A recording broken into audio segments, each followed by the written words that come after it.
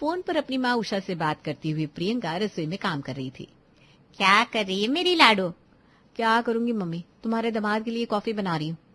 मुझे तो समझ में ही नहीं आता तुझे किस वक्त फोन करूं। 24 घंटे तू रसोई में रहती है। 7 बजे उठने के बाद 9 बजे तक तू सिर्फ कॉफी बना रही है। अरे मम्मी, कोई तुम्हारी तरह दूध में कॉफी डालकर थोड़ी ना पकड़ा देती हूँ अपने पति को मैं। कैपेचिनो कॉफी विद क्रीम पसंद है करण को, बनाने में 20 से 30 मिनट लग जाते हैं। ऊपर से मेरी सास को चाहिए इलायची वाली चाय, ससुर जी को बिना इलायची वाली, बिना शुगर वाली, सिर्फ अदरक और दूध वाली चाय, मेरी ननद को बिना दूध वाली ब्लैक कॉफी। इन सब के लिए चाय और कॉफी बनाते बनाते मैं खुद सिर्फ गर्म पानी पीकर अपनी आत्मा तृप्त कर लेती हूँ। जा जा, पहले अपने पति को कॉफी पकड़ा करा, फिर बात करती हूँ मैं तुझसे। प्रियंका कॉफी लेकर कमरे में आती है। आहा, क्या खुशबू आ रही है प्रियंका। तुम्हारी कॉफी का सच में कोई जवाब नहीं, पर असली मजा तो तब आए जब इस कॉफी के बाद नाश्ते में तुम्हारे हाथों की गर्मा गर्म बैंगन के पकौड़े मिल जाए। पर नाश्ते के लिए तो मैंने पहले ही फिक्स कर लिया है, आलू के पराठे बनाऊंगी। तो बदल दो ना प्लान भाभी, और अगर बैंगन के पकौड़े बन ही रहे तो मेरे लिए उस उबले हुए आलू से आलू के पकौड़े बना देना, वही बात होगी, आलू वेस्ट भी नहीं जाएंगे। तो फिर पापा जी और मम्मी जी के लिए भी पकौड़े ही बना दूंगी मैं, कच्चे आलू के। अब बताओ भाभी, पराठे बनाने जाती तो कितना वक्त लग जाता तुम्हें। सभी को एक एक करके गर्मा गर्म पराठे परोसो, पकौड़े तो एक बार में 10 निकल जाएंगे कढ़ाई से। आपका मन हो रहा है ना पकौड़े खाने का दीदी, ऐसे में आप तो कढ़ाई से आप एक बार में 20 पकौड़े भी निकलवा देंगी। प्रियंका का फोन बजने लगता है, वो कान पर लगाकर रसोई में चली जाती है। अब समझ में आया तुझे देरी कहाँ होती है। अरे बस कॉफी पकड़ानी थी दामाद जी को, तो क्या वहीं जम गई थी? अरे इतनी देर में तो मैंने सारे आलू पीछ लिए। अरे मम्मी, वो क्या हुआ ना, कमरे में दीदी आ गई थी और दोनों भाई बहनों ने मिलकर नाश्ते में पकौड़े की फरमाइश कर दी। सोच रही उसी की तैयारी कर लो। अच्छा, पकौड़े बना रही है ना, तो एक काम करना, इस बार बेसन के घोल में जरा सी सूजी या चावल का आटा मिला देना, थोड़ा सा बेकिंग सोडा भी डाल सकती है, इससे ना पकौड़े फूले फूले बनेंगे। यार मम्मी, तुम जानती नहीं हो मेरे ससुराल वालों की इतनी नौटंकी है। इन लोगों की जरा सी टेस्ट 19-20 हुई ना तो कह देंगे मजा नहीं आया। तेरे ससुराल वाले जैसे 3 परिवारों को अकेले हैंडल किया है मैंने, 3 घरों की इकलौती बहू थी मैं, तो इतना दिमाग तू मत चला। मैंने जो कहा है वही कर, और हाँ, बैंगन में पहले ही नमक और मसाले मिलाकर थोड़ी देर के लिए छोड़ देना, उसके बाद ही उसे फ्राई करना, इससे बैंगन के पकौड़े और स्वादिष्ट लगेंगे। अपनी माँ की बात मानकर प्रियंका बिल्कुल उसी तरह के पकौड़े तैयार कर लेती है और पकौड़ों की फोटो लेकर अपनी माँ को व्हाट्सएप करती है। अरे ये तो वाकई मम्मी का नुस्खा काम कर गया, क्या सही पकौड़े बने। इतने अच्छे पकौड़े तो मैंने इससे पहले खुद कभी नहीं देखे। शादी के पहले ये आइडिया मम्मी ने दिया होता ना, तो शादी ना करके मैं पकौड़ों का काउंटर ही खोल लेती। वहां व्हाट्सएप पर ब्लू टिक हुआ, यहाँ मम्मी ने कॉल कर दिया। बताओ, है ना लाजवाब पकौड़े मम्मी? बस चटनी बनानी है अब। परसों रात को जो धनिया की चटनी बनाई थी तूने, उसका क्या हुआ? वो तो फ्रिज में ही रखी हुई है मम्मी। वैसे तुम्हें याद था क्या? हाँ, तो उसे फेंकने का इरादा है क्या? दिन भर ताजी ताजी चीजें बनाती रहेगी तो यही होगा ना, और जब तक तू चटनी पीसेगी तब तक पकौड़े ठंडे हो जाएंगे, फिर तेरे ससुराल वाले कहेंगे कैसे पकौड़े बना दिए बहू, मजा नहीं आया। अच्छा, तो मतलब उसी चटनी के साथ पकौड़ों को सर्व कर दूं सभी को? उस धनिया की चटनी को निकाल और जरा सा इमली का पानी उसमें मिला दे। अगर बासी होने के कारण उसका स्वाद बदल गया हो तो इमली की खटास से किसी को पता भी नहीं चलेगा, और बाद में उसमें हल्का सा चाट मसाला मिला देना और फिर खिला देना सभी को। अगर इसके बाद तेरी वाहवाही ना हो गई तो मैं अपना नाम बदल लूंगी। प्रियंका अपनी माँ का कहा हुआ आइडिया इस्तेमाल कर सभी को धनिया की खट्टी चटनी के साथ आलू और बैंगन के पकौड़े परोसती है। अरे वाह, आज तो पकौड़े कुछ ज्यादा ही कुरकुरे और फूले फूले से दिख रहे हैं बहू। वाह वाह बहू, ये तो कुरकुरे की तरह क्रंची है। देख रही हैं शैलजा जी, ये है मेरी पसंद। आप तो ऐसे कह रहे हैं जैसे मैंने बहू को देखते ही मना कर दिया था। मैंने भी हामी भरी थी तब तो बहू बनकर आई है प्रियंका हमारे घर। अगर मैंने ना कर दी होती तो ये शादी नहीं हो पाती, तो इन कुरकुरे और टेस्टी पकौड़ों का सारा क्रेडिट मुझे जाता है। अरे आप सभी क्या पकौड़े पकौड़े कर रहे हैं? कोई चटनी को खाकर तो देखो, धनिया की खट्टी चटनी पहली बार खाई है मैंने। भाभी कसम से क्या चीज बना दी आपने, मजा आ गया। प्रियंका हैरान थी, आज तक उसके बनाए किसी भी डिश की इस तरह तारीफ नहीं हुई थी जो इतनी आज हो रही थी। नाश्ते के बाद प्रमोद रसोई में आता है और अपनी बहू को अपनी जेब से निकालकर 501 रुपया देता है। इसकी क्या जरूरत है पापा जी? अच्छा, तो खुश होकर बाप बेटी को कुछ दे भी नहीं सकता? अरे ऐसी बात नहीं है पापा जी, मेरा मतलब है मुझे बहुत खुशी हुई। इन पैसों को मैं कभी खर्च नहीं करूंगी, हमेशा संभाल कर रखूंगी। प्रमोद के रस्ते से जाती ही प्रियंका खुशी के मारे अपनी माँ को फोन लगाती है। मम्मी मम्मी मम्मी, तुम विश्वास नहीं करोगी आज क्या हुआ। तू तो फूले नहीं से मारी है, किसी ने खुशी के मारे हाथ में पैसे धर दिए क्या? अरे तुम्हें कैसे पता? ये तो होना ही था बेटा। तेरे पापा मुझे हाथ खर्च के मुश्किल से 15,000 रुपए देते थे, पर महीने के अंत तक मेरे पास 30,000 हो जाते थे। पता है कैसे? इसी तरह मेरे बनाए खाने से खुश होकर कभी तेरे छोटे दादा, कभी तेरे बड़े दादा, तो कभी तेरे पापा मेरे हाथ में पैसे रख दिया करते और मेरी कमाई हो जाती। फिर तो अब से प्रियंका वही करेगी जो मम्मा करेगी। और इस बात पर प्रियंका अपनी रसोई को अपनी माँ के आइडिया से चलाने की ठान लेती है। अगली सुबह उठते ही प्रियंका अपनी माँ को कॉल लगाती है। सभी के लिए अलग अलग तरह की चाय बनानी है और मेरी ननद और पति के लिए कॉफी। क्या करूं मम्मी बताओ? नहीं बेटा, तू तो कह रही थी कि मैं दूध में कॉफी डालकर सभी को पकड़ा देती हूँ, तो फिर मुझसे क्यों पूछ रही है भाई? और मम्मी, क्योंकि कल मुझसे बात करते करते 3 मिनट में आपने कॉफी बना ली थी। इतनी जल्दी कॉफी कोई कैसे बना सकता है? कॉफी मशीन मंगवाई है बेटा मैंने। कॉफी मशीन से 3 मिनट क्या 1 मिनट में कॉफी बनाई जा सकती है। अरे हाँ, ये तो मैंने सोचा ही नहीं। कॉफी मशीन नाश्ते के टेबल पर। कॉफी मशीन की हमारे घर पर क्या जरूरत है बहू? बिल्कुल है मम्मी जी। कॉफी मशीन से ना एक तो ना बराबर दूध में ही कॉफी बन जाएगी सभी के लिए। और मैंने सोचा है शाम से रात 10 बजे तक कॉफी मशीन को मैं रेंट पर भी लगा दूंगी। बैठे बैठे पैसे आ जाएंगे।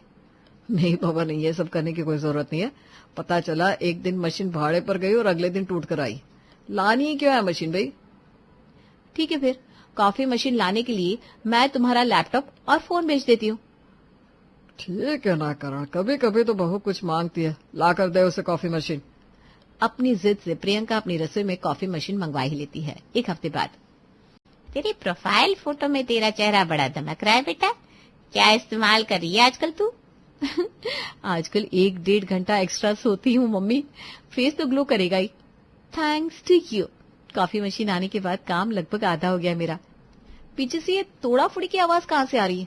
जरूर शर्मा अंकल कोई रिनोवेशन करवा रहे होंगे। बड़े पैसे जमा कर रखे हैं उन्होंने। अरे नहीं बेटा, ये आवाज हमारी रसोई से आ रही है। वो क्या है ना, पहले का घर है, ना वास्तु देखा ना कुछ, जैसे पैसे आते गए घर बनता चला गया। ऐसे तो रसोई अग्नि कोण में होनी चाहिए, पर हमारी दक्षिण कोण में है, तो वही जरा बदलवा रही हूँ। अच्छा, ऐसा भी कुछ होता है क्या? ये तो मुझे पता ही नहीं था। मम्मी तुम जल्दी से वीडियो कॉल करके देखो ना मेरी रसोई ठीक है कि नहीं, या यहाँ पर भी कोई तोड़फोड़ करवानी होगी। प्रियंका तुरंत अपनी माँ को वीडियो कॉल करती है। तेरी रसोई तो अग्नि कोण में ही बनी हुई है बेटा, पर चूल्हे के तुरंत बाद में कभी भी सिंक नहीं होना चाहिए। माना आजकल का चलन हो गया है, पर अग्नि और पानी को दूर रखना चाहिए। मैं भी ना दरवाजे के पास सिंक बनवा रही हूँ, तू भी बदलवा ले। वैसे तुम किचन में कलर कौन सा करवा रही हो मम्मी?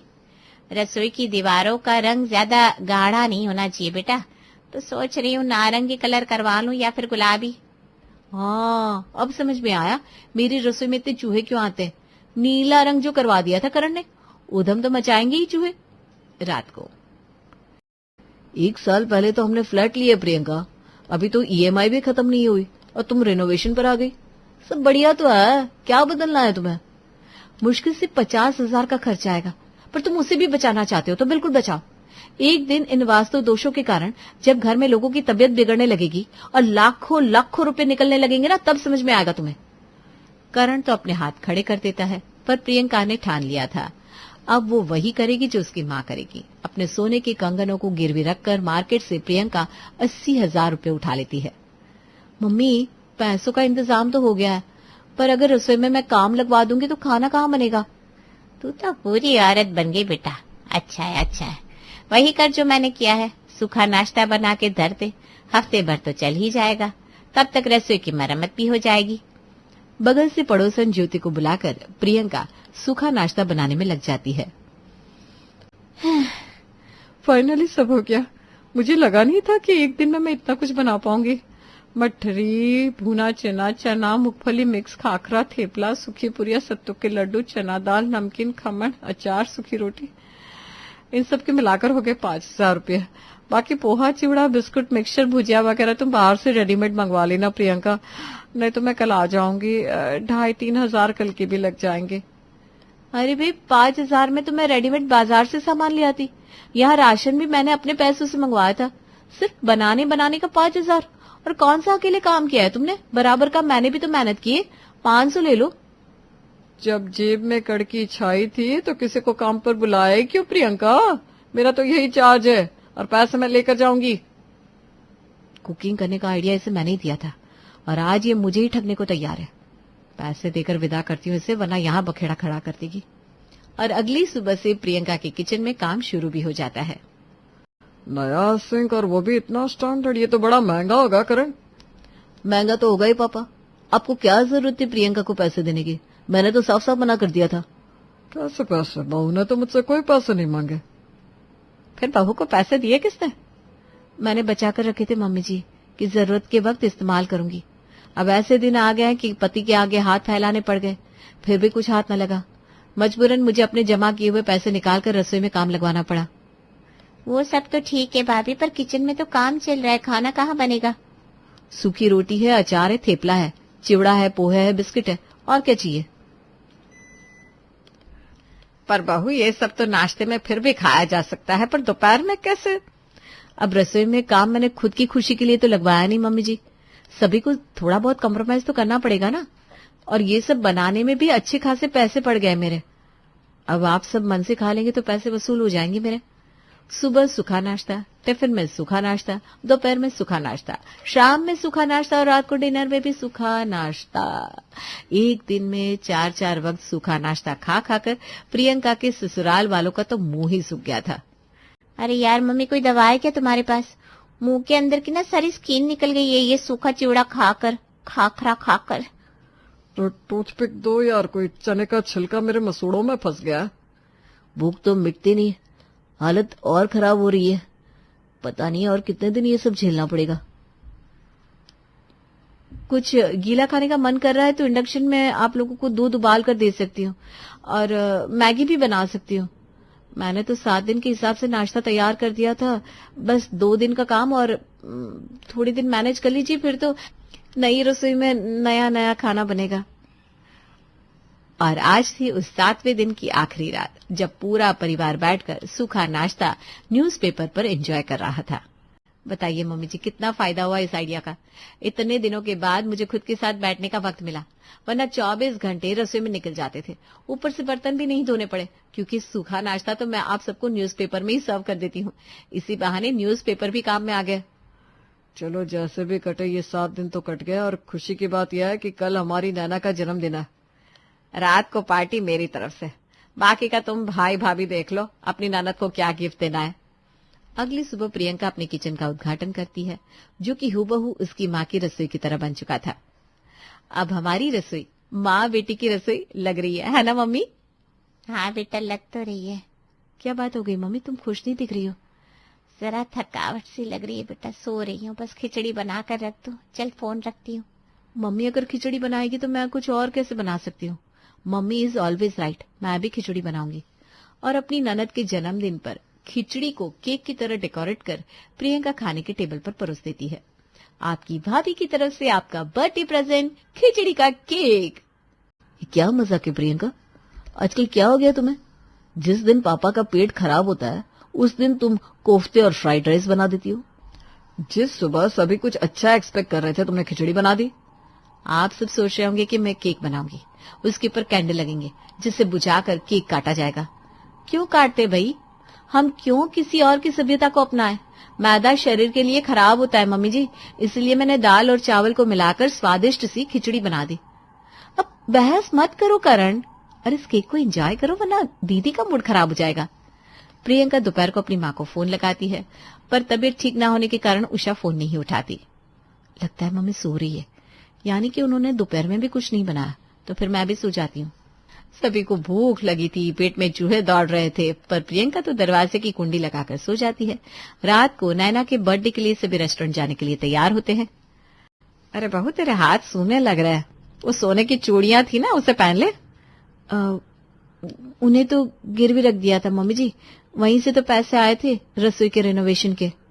ये सुनकर तो करण का दिमाग ही खराब हो जाता है, पर उसे समझ में नहीं आ रहा था कि उसकी बीवी को हुआ क्या है और वो अचानक से ऐसे अटपटे काम क्यों कर रही है। तभी एक रोज शैलेजा करण को कॉल लगाती है। ऑफिस के लंच ब्रेक में तू जरा मुझे घर लेने आ जा बेटा, लगता है समधन जी से बात करनी पड़ेगी। 24 घंटे कौन माँ अपनी ब्याही बेटी से बात करती है, मुझे लगता है ये सारा किया धरा समधन जी का है। करण शैलेजा के साथ अपने ससुराल पहुंचता है। हाँ बेटा, अरे तेरी सास और दामाद जी आए हैं। अब तो फोन रख दीजिए उषा जी। बड़ी सही वक्त पर आई हैं समधन जी। आज दोपहर में मैंने चाउमीन बनाया है सोयाबीन डालकर।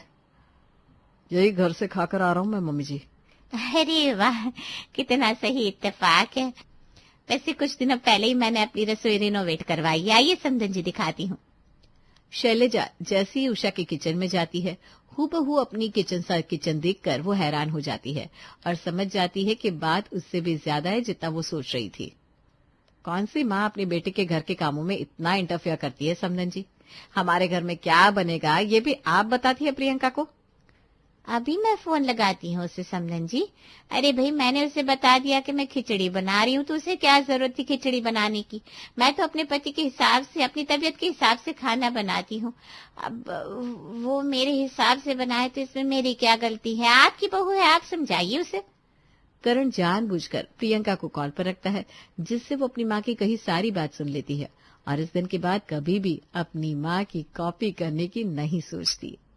अरे जीजी आओ आओ, बड़े दिनों में नजर आई आप।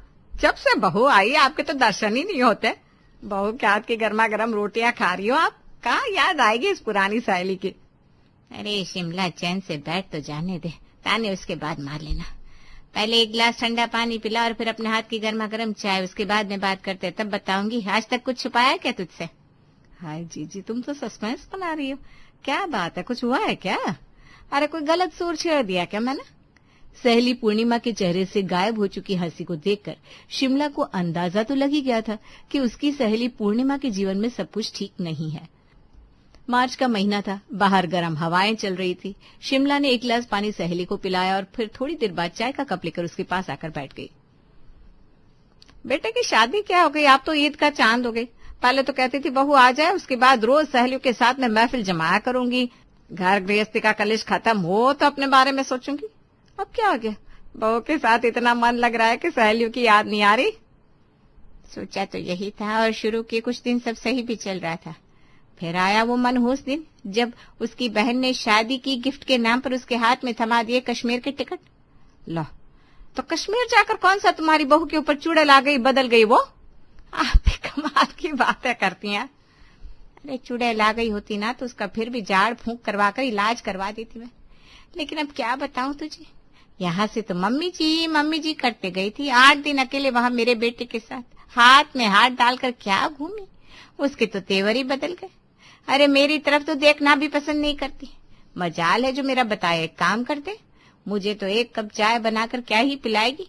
अपने लिए चाय बनाने रसोई में जाओ तो कहती है मम्मी जी बना रही हो तो एक कप मेरी भी बना देना।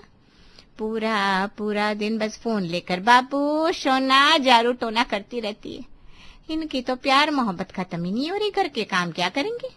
हाय जीजी, आपकी बातें सुनकर तो मेरा जी घबरा रहा है, क्योंकि शादी तो महीने भर बाद मेरे गुड्डू की भी होने वाली है।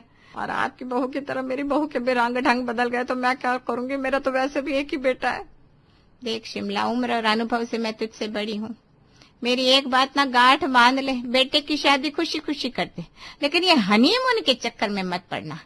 अकेले में 8 दिन के लिए तेरा बेटा लेकर जाएगी और अपनी मुट्ठी में करके वापस आएगी। वहां पहाड़ों में ले जाकर ये बहू ऐसा मंत्र मारती है, लड़के पूरी तरह से इनकी मुट्ठी में आ जाते हैं।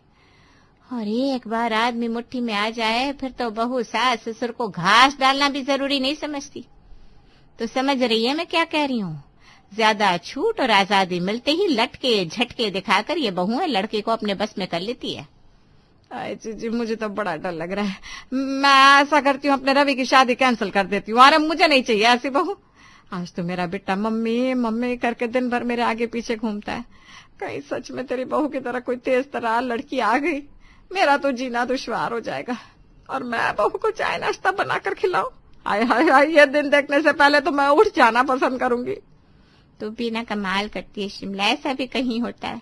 आज नहीं तो कल शादी तो तुझे बेटे की करनी पड़ेगी, इसलिए थोड़ा समझदारी से काम ले और जैसा मैं कहती हूँ ना वैसा कर। पहले ही दिन से घर में ऐसा माहौल बना के रखना कि बहू बेटे की हनीमून पर जाने की परमिशन मांगने की हिम्मत ही ना पड़े। और अगर किसी तरह वो बाहर कहीं घूमने का प्रोग्राम बना भी ले तो साम दाम दंड भेद तुझे चाहे जो लगाना पड़ जाए, लेकिन हार मत मानना। पूर्णिमा की बातें सुनने के बाद तो शिमला की वो हालत हो गई थी कि सावन के अंधे को जिस तरह हर तरफ हरा ही नजर आता है। खैर हुआ वही, शादी के दिन नजदीक आए और तय समय पर रवि की शादी हो गई और बहू नताशा दुल्हन बनकर शिमला के घर आ पहुंची। भाभी शादी तो हो गई, अब ये बताओ हनीमून पर कहाँ जाने का प्रोग्राम बनाया आपने? कश्मीर, गोवा या मनाली? भतीजी के मुंह से ऐसी बातें सुनकर शिमला हड़बड़ा जाती है। ऐ शिप्रा, ये क्या बेशर्मी है? बड़े छोटे का कोई लिहाज है कि नहीं? ये क्या हनीमून हनीमून लगा रखा है? और वैसे भी आजकल नए जमाने के ढकोसले में नहीं पड़ते हम लोग।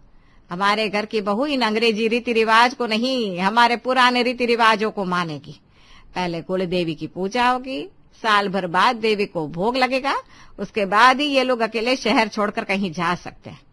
अंग्रेजी जोड़ों की तरह शादी के अगले ही दिन हाथ में हाथ डालकर घूमने निकल जाना हमारे यहाँ का रिवाज नहीं है भाई। बुआ जी अब तो नाराज हो गई, मैं तो बस भाभी से मजाक कर रही थी। अरे काहे का मजाक? आजकल तो सबकी आंखों की शर्म ही खत्म हो गई है। एक हमारा समय था, शादी से पहले मजाल है जो ऐसी कोई बात हमारी जुबान पर भी आ जाए, लेकिन आजकल के बच्चे तो बिल्कुल बेशर्म हो गए। पंडित ने 8वां वचन दिलवाया था क्या कि हनीमून नहीं गए तो शादी अधूरी रह जाएगी। शिमला को नाराज होते देख शिप्रा तो सर पर पांव रखकर वहां से 9-2-11 हो जाती है, लेकिन सास की बात सुनकर बहू नताशा के दिमाग में खतरे की घंटी बज गई थी। सुनिए रवि, ये शिप्रा की बात सुनकर माँ जी इस तरह से क्यों रिएक्ट कर रही थी? उसने कुछ ऐसा गलत तो नहीं कहा था? माँ जी तो ऐसे उखड़ गई जैसे न जाने कौन सी दुखती रग पर हाथ रख दिया उसने। अरे शादी हुई हमारी, हनीमून पर तो जाएंगी ही ना, इसमें इतना ओवर रिएक्ट करने की क्या बात थी? और वो कुल देवी पूजा वो सब क्या था? अरे नहीं, तुम मेरी मम्मी को गलत समझ रही हो। वो बाकी टिपिकल सासों की तरह नहीं है कि बिना बात बहू को परेशान करे। लेकिन हाँ, अगर वो कुछ कह रही है तो जरूर उसके पीछे कुछ न कुछ ठोस वजह होगी। आई थिंक हमें मम्मी की बात को सुनना चाहिए और थोड़ा सा वेट कर लेना चाहिए। बड़े बुजुर्ग जो कहते हैं ना, वो हमारे भले के लिए होता है। ये कैसी बात कर रहे हो रवि? हम आज के जमाने के पढ़े लिखे लोग हैं, तुम इन सब बातों में यकीन करते हो? और शादी से पहले तो ऐसी कोई बात डिस्कस ही नहीं हुई थी। कमाल करती हो यार। अब लड़की देखने जाएंगे तो हनीमून के प्लान भी डिस्कस करेंगे क्या? अपने अपने खानदानी रीति रिवाज की बात होती है। और अगर माँ कह रही है कि कुलदेवी की पूजा से पहले हमारा अकेले कहीं बाहर जाना सेफ नहीं होगा, तो हमारे भले के लिए कह रही है। अरे उनसे ज्यादा हमारे अच्छे बुरे के बारे में और कौन सोच सकता है।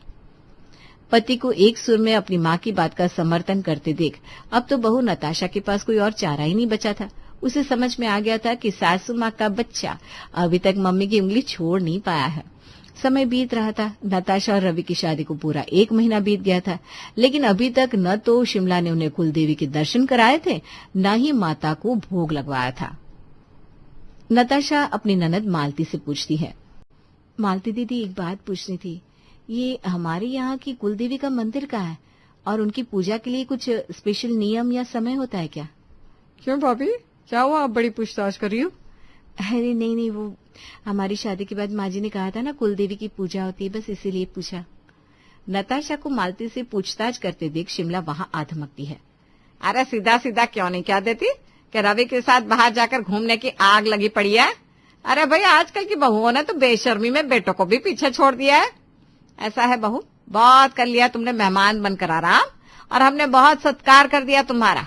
पूरा दिन खाली रहती है ना, इसीलिए सब फालतू बातें दिमाग में चलती है तुम्हारे। अरे घर के बड़े हैं हम, अब कौन से देवी देवता की पूजा अर्चना होनी है वो हम संभालेंगे। तुम अब कल से घर की जिम्मेदारियां संभालो। ठीक कहती हो मम्मी। भाभी की शादी को 1 महीना हो गया, अभी तक पूरे घर की जिम्मेदारी नहीं सौंपी आपने उनके ऊपर। एक मेरी सास थी, शादी के चौथे दिन ही पूरा घर मुझे सौंप दिया था। उस दिन का दिन है और आज का दिन है। माई के आने से पहले भी मेरी सांस फूलने लगती है, ये घूमने वूमने के तो ख्याल ही नहीं आते। अब संस्कारों की बात होती है ना बेटा, हमने तो बचपन से यही सिखाकर बड़ा किया कि शादी का मतलब कोई घूमना फिरना ऐश और आजादी नहीं है। शादी तो जिम्मेदारी और बंधन का नाम है। जो इस जिम्मेदारी को मन से निभा ले, समझो उसकी शादी सफल हो गई। इन हनीमून के चौचलों से कुछ नहीं होता। मम्मी मेरे तो सर में दर्द हो रहा है, चाय पियोगी? अब सोच रही हूँ 1 कप चाय बना लेती हूँ। अरे इतने साल बहुत बना ली तूने चाय बेटा और सबको पिला दी। आज से ये जिम्मेदारी बहू के पास है। आराम से बैठ तू, बहू चाय नाश्ता बना कर ले आएगी। बड़ी चालाकी से शिमला ने आज फिर बहू नताशा की हनीमून वाली बात को ऐसे घुमाया था कि बात घूम फिर कर नताशा के संस्कारों पर आ गई थी। समय बीतता जा रहा था, लेकिन सास शिमला को ना उन्हें कुलदेवी के दर्शन को ले जाना था और ना वो ले गई। 1 साल बीतने को आया था। सुनो ना रवि, क्यों ना अपनी शादी की सालगिरह पर हम लोग कहीं घूमने जाए? पूरा साल बीत गया, मेरी सहेलियां भी पूछती रहती, इतना अच्छा पैकेज है रवि का, उसके बाद भी शादी के बाद तुझे कहीं घूमने नहीं ले गया। तुम ही बताओ क्या जवाब दो अपनी सहेलियों को। खैर जो बीत गया सो बीत गया, अपनी एनिवर्सरी पर तो कहीं जा सकते ना हम। अच्छा ठीक है, मैं देखता हूँ। नताशा आज बहुत खुश थी। 4 दिन में उनकी शादी की सालगिरह थी। पिछली बातों को भूलकर वो गुनगुनाते हुए कमरे में अपना बेड लगा रही थी। क्या बात है भाभी, आज बड़ा गुनगुना रही हो? कुछ खास बात है क्या? अरे कुछ नहीं, वो हमारी शादी की सालगिरह आ रही ना, तो बस वही सोच रही थी। सोच रहे हैं सेलिब्रेशन के लिए मनाली चले जाते हैं। मनाली जाने की बात सुनकर मालती सारी बात अपनी माँ को बता देती है। रवि बेटा आ गया तू ऑफिस से? तेरा इंतजार कर रही थी बेटा। तुम लोगों की शादी की सालगिरह है ना, तो मैं आज सोच रही हूँ रामायण पाठ रखवा लेते हैं। भगवान का आशीर्वाद लेकर सालगिरह मनाओगे तो सब अच्छा होगा उनकी कृपा से। अरे मम्मी लेकिन मैंने तो, अरे अब भगवान का आशीर्वाद लेना है, इसमें क्या लेकिन किंतु परंतु करना है? मैंने कह दिया तो कह दिया। और हाँ, कुछ रिश्तेदारों को भी बुलाया है, बहू को कहना सब तैयारी कर ले। अरे अपनी मालती से सीख, याद है अपनी शादी की सालगिरह कैसे मनाई थी उसने? जागरण रखवाया था, सब भक्ति में डूब कर खूब आशीर्वाद देकर गए थे दोनों को। मालती का तीर इस बार भी निशाने पर लग गया था। उसने बहाना ही ऐसा बनाया था कि रवि और नताशा चाहकर भी उसका विरोध नहीं कर पाए थे। सुनो ना रवि, शादी को लंबा वक्त बीत गया है, क्या हम कभी कहीं घूमने नहीं जाएंगे? देखो घर की जिम्मेदारी और काम से मैं जी नहीं चुरा रही हूँ, लेकिन मैं भी तो चाहती हूँ ना कि हम दोनों अकेले में कुछ टाइम एक दूसरे के साथ बिताएं, जहाँ घर के काम, रसोई और बाकी लोगों की जिम्मेदारी का बर्डन ना हो। अरे अभी तो वैसे सच में काफी टाइम हो गया है। पता नहीं मम्मी क्या कर रही है, पूजा क्यों नहीं करवा रही है। अब बार बार उनसे पूछना भी अच्छा नहीं लगता। जो भी रिवाज थे पहले साल के लिए ही तो थे, अभी तो 2 साल होने आ रहे हैं। अब तो हम जा ही सकते हैं ना। अब नहीं तो क्या अपने बच्चों के साथ हनीमून पर जाएंगे हम लोग। ठीक है, मैं टिकट करवा रहा हूँ, चलते हैं, जो होगा देखा जाएगा। सच हम लोग झारखंड से बाहर जा पाएंगे, ये सोचकर इतनी खुशी हो रही है। मुझे तो लग रहा था मुझे किसी तरह काला पानी की सजा दे दी है। मम्मी जी हमें साथ में कहीं बाहर जाने ही नहीं देती। रवि ने ऑनलाइन टिकट बुक कर लिए थे और बिना किसी को बताई शॉपिंग भी स्टार्ट हो गई थी। अरे बहू आजकल तेरे पार्सल बहुत आ रहे हैं, क्या बात है? कुछ खुशखबरी है क्या? किसके लिए इतनी शॉपिंग हो रही है? नहीं माँ जी, ऐसी कोई बात नहीं है, मैं अपने लिए ही शॉपिंग कर रही हूँ। अच्छा देखो तो जरा। इतना कहकर शिमला ने बहू के हाथ से पैकेट लिया और खोलकर देखने लगी। है ये क्या है? ये तो पहनेगी? ऐसे कपड़े पहनती है क्या? खानदानी परिवार की बहू है? माँ जी ये तो मैंने घूमने के लिए खरीदा है, यहाँ तो मैं साड़ी पहनती हूँ, आप चिंता मत करिए। अच्छा तो ये बात है। अगले दिन सुबह, हाय मर गई रे, हाय मेरा सर। क्या हुआ माँ? लग रहा है बीपी हाई हो गया, सर घूम रहा है, चक्कर आ रहा है, लग रहा है मैं नहीं बचूंगी बेटा। क्या बोल रही हो माँ? मालती को बुला ले, कह दे मम्मी की हालत खराब है, मिल जाए एक बार। छोड़िए, कैंसिल कर दीजिए, माँ को ऐसी हालत में छोड़कर कहाँ जाएंगे। ठीक है। माँ क्या हो गया तुम्हें? अरे तुम लोग मम्मी का ख्याल नहीं रखते क्या?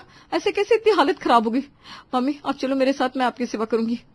अरे नहीं, मैं मम्मी को हॉस्पिटल ले जा रहा हूँ, वो यहाँ ही ठीक है। नताशा है ना, रखेगी उनका ख्याल। मेरी तो हिम्मत ही नहीं अस्पताल जाने की, मुझे अंधेरा लग रहा है, बस आराम करने दो। हाय हाय। माँ जी जाना तो पड़ेगा आपको, डॉक्टर से चेकअप तो जरूरी है ना। बहू क्यों इतनी तेज आवाज में बोल रही है तू? जा बाहर जाकर बैठ, तेरी तो शक्ल देखकर ही मेरा बीपी बढ़ रहा है। बोल रही हूँ ना, मुझसे नहीं जाया जा रहा है, मुझे मरना है तो अपने ही घर में मर जाऊंगी। तभी रवि के पास चाची जी का फोन आता है। बेटा वो नम्रता और अनुज आएंगी, आज रात तुम्हारे यहाँ रुकेंगे, कल सुबह की उनकी फ्लाइट है, गोवा जा रहे हैं हनीमून के लिए, थोड़ा देख लेना। हाँ अरे चाची जी, लेकिन उनकी तो अभी महीने भर पहले ही शादी हुई है ना। हाँ तो कुलदेवी नाराज नहीं होंगी? अरे बेटा क्या बोल रहे हो, कौन सी कुलदेवी? कुछ नहीं चाची, मैं समझ गया। आप भेज दो, उन दोनों को कोई दिक्कत नहीं है। कल सुबह की हमारी भी फ्लाइट है, हम भी हनीमून पर जा रहे हैं। अरे लेकिन हम कहाँ जा रहे हैं, माँ जी की ऐसी हालत है। कोई बात नहीं, शायद हमारे भाग्य में ही नहीं है। भगवान चाहता ही नहीं कि हम साथ में कहीं घूमने जाए। भगवान नहीं, कोई और ही है जो हमें जाने नहीं देना चाहता। अब सब समझ में आ रहा है। आज तक जो भी हुआ वो सब माँ ने सोच समझ कर किया। वो चाहती ही नहीं कि हम बाहर जाए, इसलिए कभी कुल देवी, कभी पूजा, कभी रामायण पाठ, कभी बीमारी का बहाना बनाती रही। बस अब बहुत हुआ, अब उन्हें जवाब देना पड़ेगा कि आखिर क्यों किया ये सब। रवि रहने दो ना, अच्छा लगता है कि इस बात के लिए हम उनसे सवाल जवाब करें। जो बीत गया सो बीत गया, खत्म करो। नहीं, ऐसे खत्म नहीं होगा। पहले मैं अपनी गलती सुधारूंगा। तुम तैयार रहो, हम सुबह 6 बजे निकलेंगे, अगली सुबह। अरे कहाँ जा रहे हो तुम दोनों? देखो तो बेशर्मी, माँ की हालत खराब है और इन्हें जाने की पड़ी है। हद है भाई। अरे जाओ जाओ, आखिरी बार मेरा मुंह भी देखने को नहीं मिलेगा, पाप लगेगा देखना। कलयुग के बेटे, माँ बाप से ज्यादा बीवी प्यारी हो गई। माँ तुम भी ना खामखा की चिंता करती हो। तुम्हें अकेला छोड़कर नहीं जा रहे हैं, तुम भी जा रही हो मालती के घर। क्या? लेकिन क्यों? अरे आपकी लाडली बेटी है ही सर्वगुण संपन्न, उसके साथ रहेंगी, उसका चेहरा देखेगी, उसकी सेवा सत्कार से देखना कैसे आप भली चंगी हो जाती हो। अरे पर जब घर में बहू है तो वो क्यों करेगी मेरी सेवा? अरे माँ, साल के 365 में से 165 दिन आपकी बेटी मायके में बिताती है और नताशा से सेवा करवाती है। अगर 5-7 दिन आपकी सेवा भी कर लेगी तो क्या बिगड़ जाएगा? और वैसे भी क्या बोल रही थी कि हम आपकी अच्छे से सेवा नहीं करते हैं, इसलिए वो आपकी सेवा करेगी। तो मैंने सोचा है उसे ही मौका देते हैं, सारी प्रॉब्लम सॉल्व हो जाएगी।